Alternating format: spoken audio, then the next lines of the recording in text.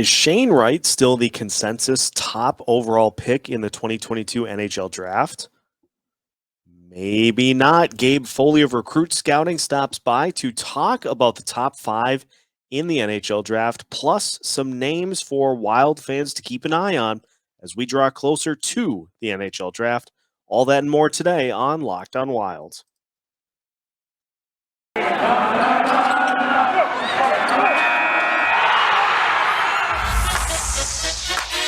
You're Locked on Wild,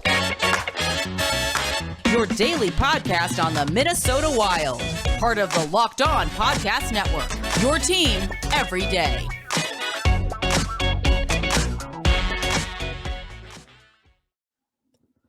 Welcome to another episode of Locked on Wild, your daily Minnesota Wild podcast, part of the Locked on Podcast Network, your team every day. Thank you for making Locked on Wild your first listen every day. Friendly reminder, Locked on Wild is free and available wherever you listen to podcasts. We're also available anytime you want to check out Locked on Wild. On today's episode of Locked on Wild, we welcome back Gabe Foley of Recruit Scouting to take a look at some moves at the top of the NHL Draft. We'll also take a look at some other gems that Gabe has discovered in later rounds as we get closer to the 2022 NHL Draft. My name is Seth Topal, host of Locked on Wild, the 10-year vet of various Minnesota sports, and happy to be along with you on a Thursday edition of the show. We're joined by one of the regular staple guests of Locked on Wild once again, Gabe Foley of Recruit Scouting. We've talked a lot of trade this week with the trade deadline. Should the Wild trade this player, this player, this player? Now we're going to look a little further ahead to the NHL Draft. Gabe, glad to have you back. What's happening? Not too much. Finally calmed down after the World Juniors. It always takes about a month for the dust to settle, especially this year with the chaos of the tournament ending early and everything. So the season is in its lull. I'm relaxing. I'm sleeping. So I'm feeling great. I'm ready to talk some Wild prospects.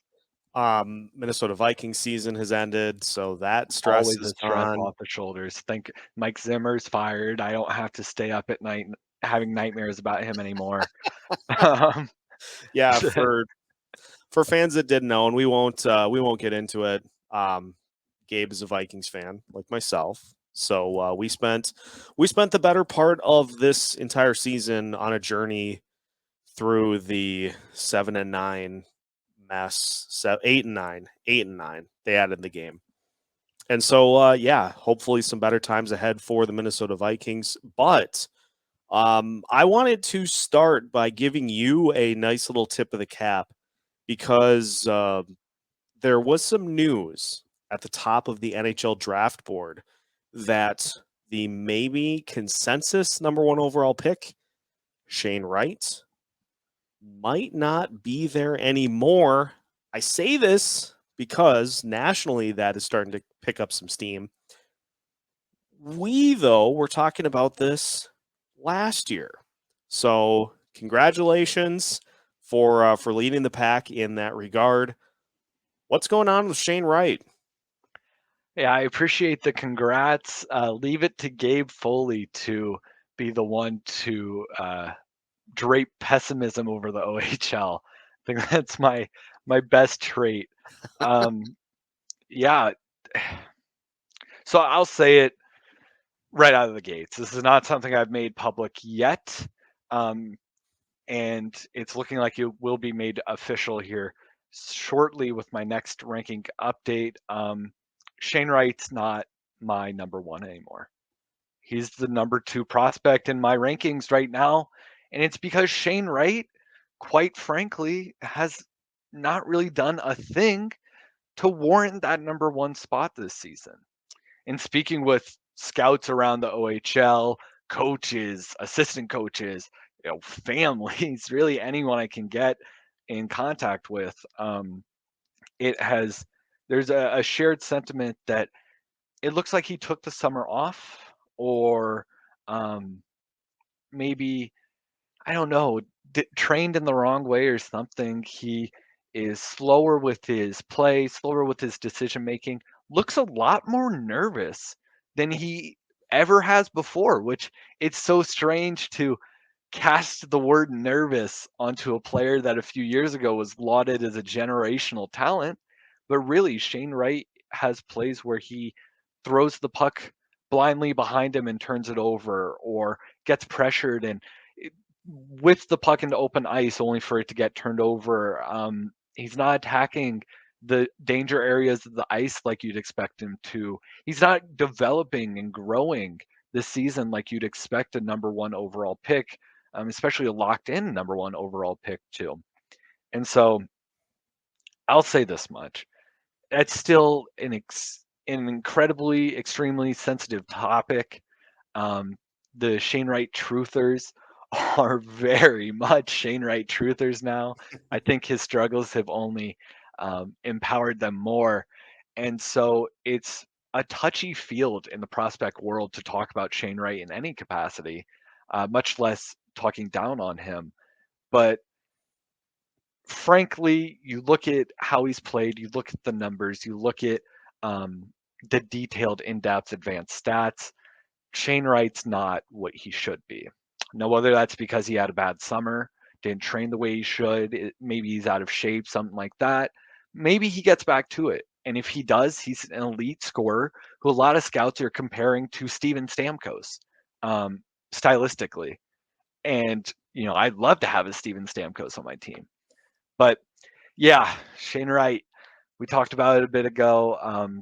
There was cause for concern with him dipping a little bit, and unfortunately, he hasn't climbed out of that hole yet. So, as it stands, my about mid-season, a little over mid-season rankings have Shane Wright at number 2.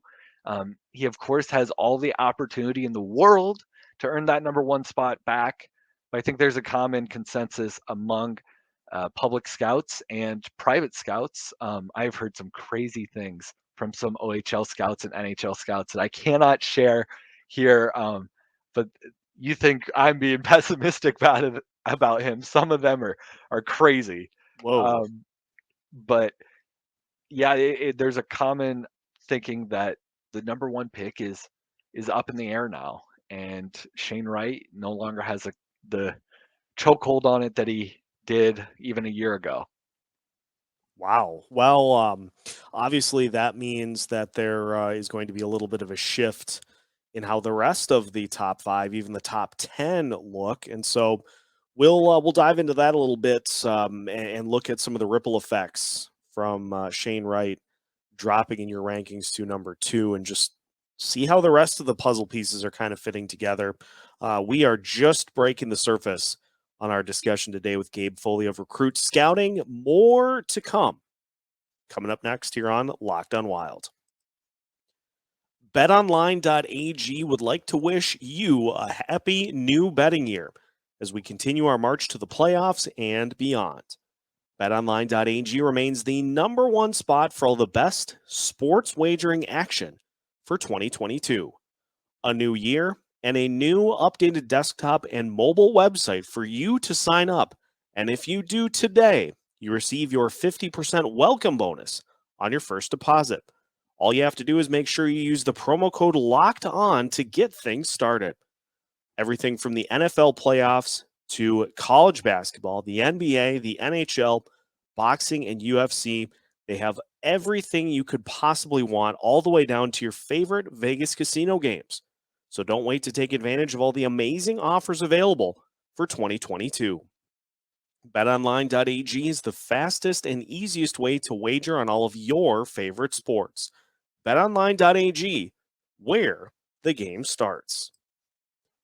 Continuing today's episode of Locked on Wild. And again, thank you for making Locked on Wild your first listen every day. First, I accidentally held up 2 fingers there, but we are continuing our chat with Gabe Foley of Recruit Scouting. And obviously, Gabe, with the fact that Shane Wright is no longer the number 1 spot, I'm assuming that means that there is a little bit more of a roster jumble throughout the top 5, top 10. Has there been any big movers and shakers amongst, or has the rest of the top of the board kind of stayed relatively the same? Well, it's so hard now. With Shane Wright not that bona fide number one anymore, you look at all the other names there, and it's like, well, who deserves it? And so it's coming down to a stylistic thing. A lot of people who and I will again just emphasize because it's such a touchy subject. Wright is 2 for me. It's a dicey decision. It's a dicey decision for a lot of scouts, and it's still in the minority. But he has all the room to move back up. So my fellow scouts friends, um, don't come at me. But yeah, it's coming down to a stylistic choice. So another player we talked about at the beginning of the season was Shimon Nemets, who I said earlier in the year looked like the most NHL ready player in this class.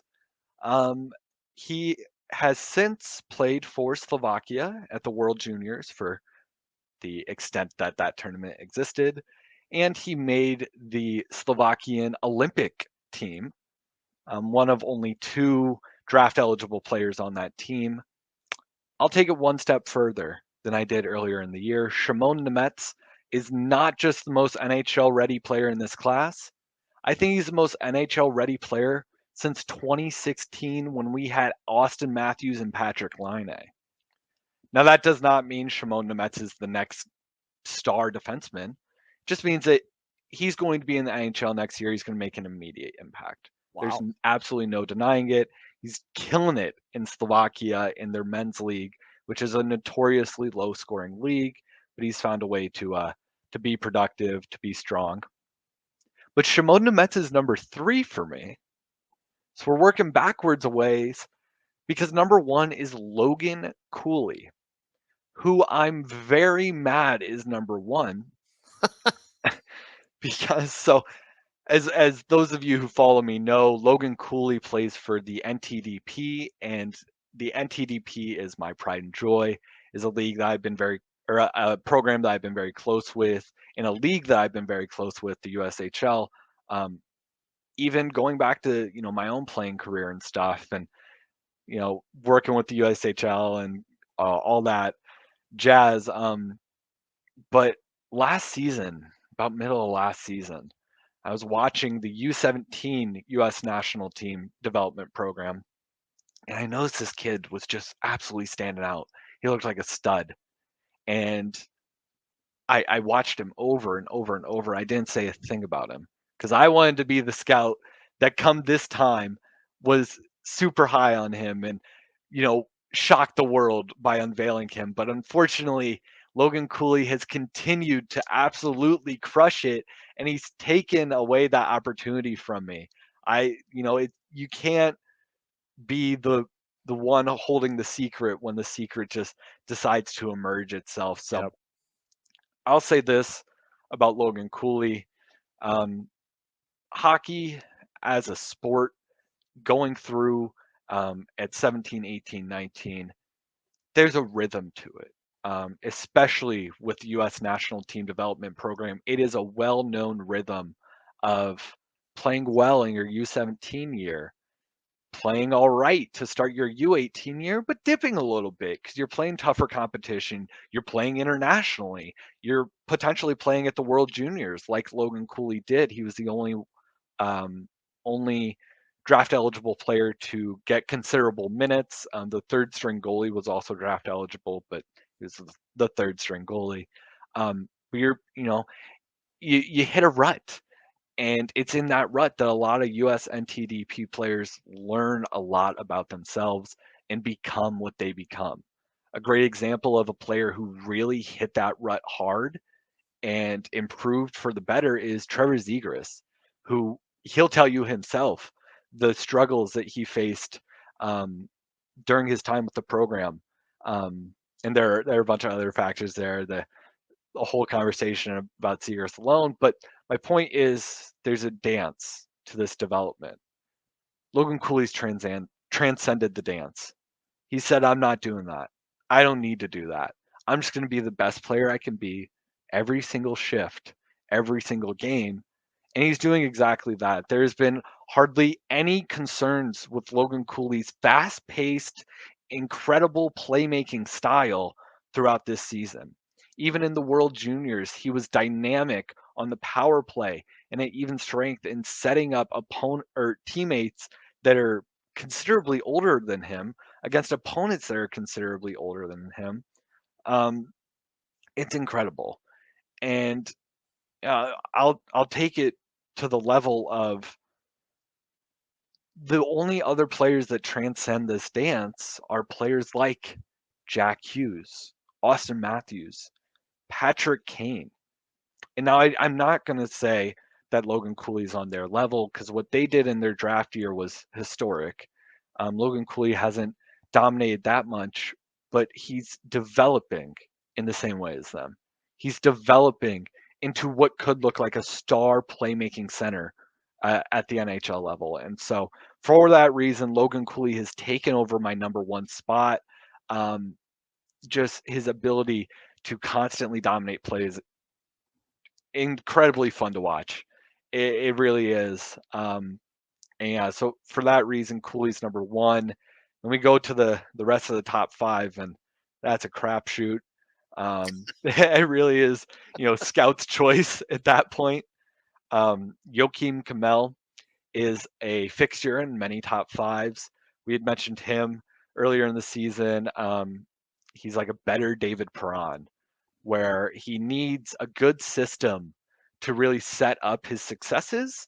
But if you give him the system and give him a playbook to follow, he's going to make you really happy. Great goal scoring talent. And he hasn't found the points as consistently as he did earlier in the year, but he's still taking, 100 shots a night. I mean, that's an exaggeration, but at least 5 or 6 shots a night in the Liga, which is one of the toughest leagues in the world to play in. And then at 5, I have Brad Lambert, who we talked about a lot earlier in the year, both on this platform and personally. He was recently traded to the Pelicans in the Liga, and with that move has taken on a little bit more responsibility, a little bit more of a role, and just looks like he's back. He's transcended that dance, though he mentioned he went through his lull and he's back now and looks better. And so Brad Lambert's at 5 for me, but it really is 4 and 5 or scout's choice. Just name a player and you could probably defend him there. Is a hectic top 5, but one that should be rife with high-end talent when all is said and done. You blew my mind with the transcend the dance comments. That's like a Bob Ross level word paint. Well done. Like that just was, you hear that and it just bravo. So that's the top 5. We're going to finish today with, and I haven't decided which one we're going to go with yet. This is patent pending. Either Gabe's gems or Foley's finds.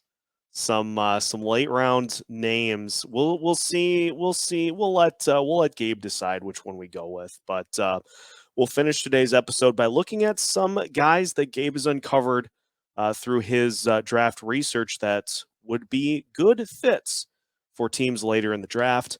We'll finish our conversation with Gabe Foley of Recruit Scouting next here on Locked on Wild. Final segment of today's episode of Locked on Wild. And again, thank you for making Locked on Wild your first listen every day. Seth Topal joined by Gabe Foley of Recruit Scouting. Gabe's gems, Foley's finds. Which one are we going with first off? Whew, that's tough. I am all for Foley's finds. I think it's got a little bit more of a ring to it, but I say we open it up to the Locked on Wild world. Where we feeling? Where are the fans feeling? Foley's finds, Gabe's gems. You got better ideas? We'll put it up to a poll. There we go. On Twitter, which one we should go with as we get closer to the draft. But obviously, Gabe, you continue to do profiles on players and just scout and look at film and all these things. So I'm sure you get some new names for us here today of players that you have uncovered that may not necessarily be, the top half of the first rounds, even first round in general, but some guys that could make a massive impact if drafted. So throw us a couple of names of players that have really impressed you in your latest round of a draft deep dive. I'm looking through my list. Of course, I have a list of hundreds of players here. I'm scrolling through and picking out the names that I think will be best. But we'll kick it off with two guys that I know that the Wild are interested in. And I'll give you a couple of fun names, There we and go. we'll end it with a plug because I am shameless. But starting off with two guys I know the Wild are interested in. Both left-handed defensemen. I think they're Let's both go. left-handed. I'll bet that real quick. Oh no, one of them's a righty. One of them's a righty. But both defensemen. I think that is going to be a focal point for Judd Brackett and the Wild this year. One of them is out of the WHL. His name is, I have to remember it because it doesn't seem like a real name, John Babcock.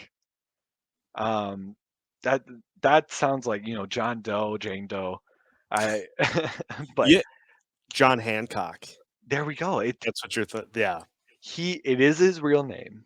It's a player that I was put on by a peer of mine, and I think is just stylistically such a fit for the Minnesota Wild because he's very reminiscent of Jonas Brodin.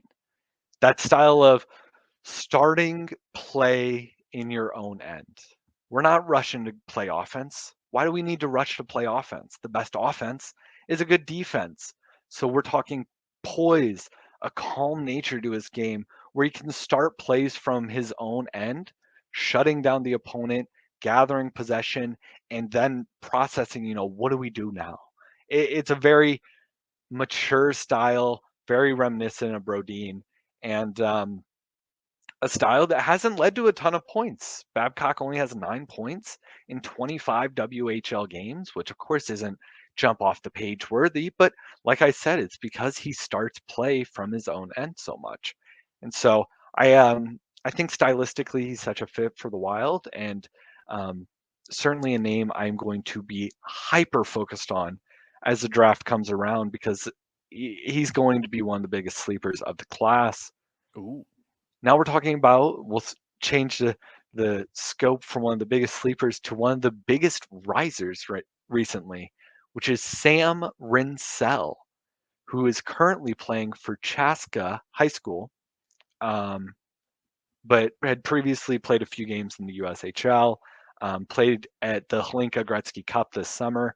Rinsell is a player that I've been on for a long time, going back to his USHL draft, speaking with USHL scouts about him.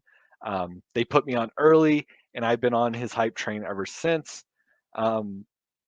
Following a similar path to another Wild prospect, in starting in the USHL, playing a few games, going back to high school, and I'd say in doing that, he's followed not only a similar career path, but a nearly identical development path to Jack Pert, who, of course, we all know is tremendous. And I love Jack Pert. That's going to be one of the best picks by the Wild in a long time. But yeah, Rinsell currently playing high school, developing nicely. He's a large defenseman, standing at 6'3" and 180 pounds. So he's a big kid, but he's mobile, he's quick, loves playing an aggressive, high tempo game. Lacks a little bit of the poise of a player like Jack Pert, but makes up for it just with a smooth mobility and a diligent awareness of his size and how he can use it. I will say Sam Rinsell is getting a lot of love as a second round pick recently, with some rumors saying he could be as high as in the 40s, Ooh. which is pretty high for a player who a month ago had 0 following behind him. It's been incredible, his rise, and I don't think he's quite worth that yet, but he's definitely worth some sort of second round pick. Sure. Definitely worth good attention. And another player, I mean, we talk about Jack Pert. We all knew Jack Pert was on the Wild's radar the second he went back to high school. That definitely was an indicator for them. Sam Rinsell, same thing. Talented defenseman who's using high school to mature a bit. He's going to be on the Wild's radar. And he's a player to be excited about if the Wild do end up shooting their shot with him. So those are the 2 players that I think will fall onto the Wild's radar in some capacity.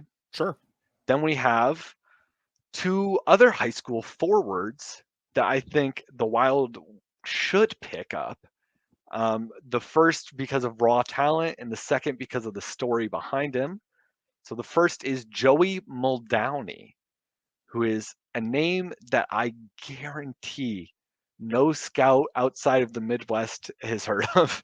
I mean, is an incredibly under the radar name. But he's a player that is performing tremendously in high school so far. I've been kind of digging throughout the course of this podcast to try and find his updated numbers, because it's always hard to keep track stats accurate in high school. Yeah. The numbers that I had most recently had him scoring 44 goals and 74 points in 38 games with Nichols School this year. So that's 44 goals and 74 points in 38 games. Now, I will say he's not playing the toughest competition in the world. This is a kid who manages amazing numbers on the back of just, I am going to beat you however I can beat you hockey. He is fast. He has hands like a whiz. And he, like I said, I mean, he's just going to beat you. It's inevitable. You can't slow the kid down. Hockey and the NHL draft are taking a shift towards riskier picks in the later rounds. We saw this very clearly last year with Brody Lamb and Kyle Kukkonen, picked in the 4th and the 6th round, respectively.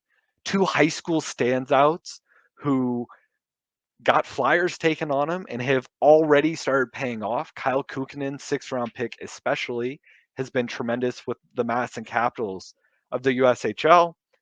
And that's a drafting philosophy that I really am starting to live by. I think it's going to hold up strong. Shoot your shot, send out a flyer on a kid. Because if it pays off, it's going to pay off dividends. And Joey Muldowney is the kid this year. He is going to fall to the 6th round, the 7th round. But he's a kid that you want to shoot your shot with because he's performed so well at a lower level. He's a UConn commit, great school, great hockey school, University of Connecticut. And he's a kid that you can get into a better system, a better development program, and just let loose. And if he pays off, we're talking about a kid with top line NHL upside. Seriously. There's a world where he never plays a professional hockey game. There's a world where he's a star. It's crazy. So Joey Muldowney, certainly a name I'm going to focus on, a name that not a lot of people have heard of. And then another name that not a lot of people are focusing on, but a lot have heard of, Zam Plant, who, and I need to, there's so much to say about Sam Plant and the Plant family. I have to pull it all up to make sure I'm getting all of the information right, because it is probably the biggest hockey dynasty family in Minnesota right now. His dad is Derek Plant, who formerly the assistant coach at UMD. Then he was the development coach for the Chicago Blackhawks. Now he's back to being an associate head coach at UMD. I'm pretty sure Plant's grandpa is a hockey legend. His younger brother is looking like a star player.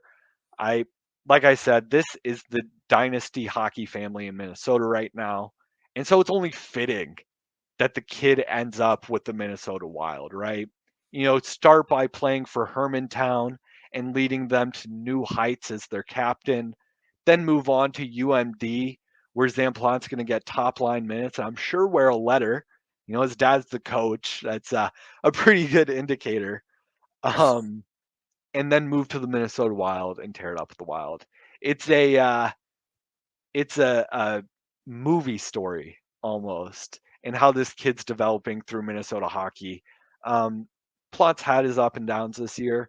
He struggled to really get it going with the Chicago Steel earlier in the year, but now has 20 points in 12 games with Hermantown since returning to high school. He's a dangerous passer, a kid that's strong in some areas, but really his strength is that he's good enough to develop into something better in those areas. So the passing is the focal point of his game. His skating has potential. His shot has potential. He's another kid that's going to fall to the fourth, the fifth, the sixth round. But I don't know. There are going to be fans listening to this podcast even who can tell you more about the Plante family and what they mean to Minnesota hockey more than I can, because there's just so much to remember with that family. It's truly endearing in a way. And so I think it's only fitting to embrace the romanticism of it all and for the Wild to pick Sam Plante. I mean, just dive headfirst into the Minnesota family. Yeah, absolutely. Like you take the Moneyball quote that Brad Pitt as Billy Beane said, and you just tweak it a little bit to hockey. How can you not be romantic about hockey when you've got stories like that? Like lock it in, get those movie rights, lock it in. Let's do it. Exactly. And then we will close out my Foley's Find column. I like it. It's got good ring. With Davis Burnside, who is a top line winger for the Des Moines Buccaneers. Des Moines? Des Moines. Des Moines. I said Des Moines. I didn't say the S. Iowa, don't attack me. You guys don't like me already. So, oh my goodness. Iowa will come at you for that. You got to be careful with people from Iowa. But Davis Burnside, a top line winger for the Buccaneers in the USHL, not a good team. Not a good team. They're among the bottom of the standings. They found ways to fight and claw their way to wins. They found ways to get some nice transfers, but at the end of the day, this isn't a team you're jumping out of your seat for. And despite that, Davis Burnside has managed a really nice season as just an absolute goon.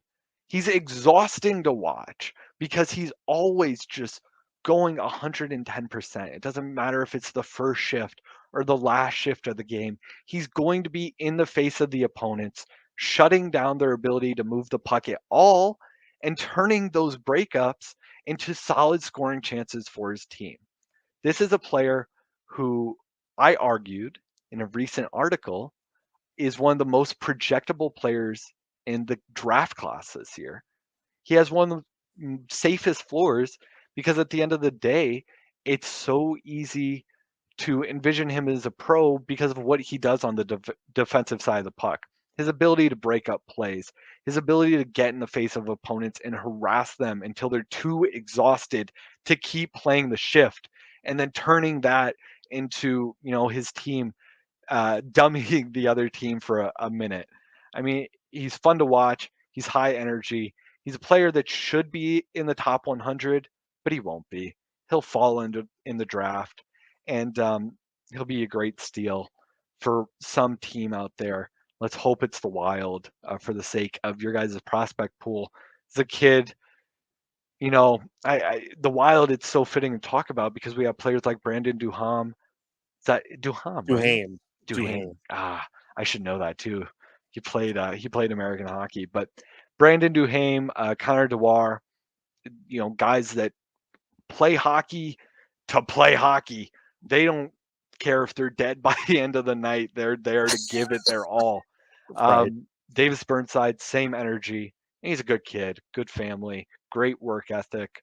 I could go on and on about Davis Burnside, but luckily for you guys, you don't have to listen to me drab about him because I did a incredibly in-depth, nearly 2,500 word breakdown of Davis Burnside for Recruit Scouting recently.